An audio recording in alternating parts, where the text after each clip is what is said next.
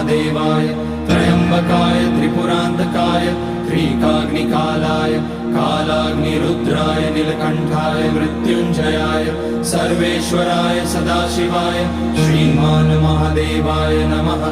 ओम नमः शंभवाय च मयोभवाय च नमः शंकराय च मयस्कराय च नमः शिवाय च शिवतराय च।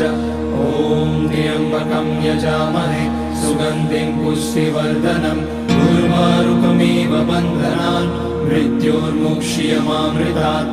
नागेन्द्रहाराय त्रिलोचनाय भस्मांगराय महेश्वराय नित्याय शुद्धाय दिगंबराय तस्मै नकाराय नमः शिवाय।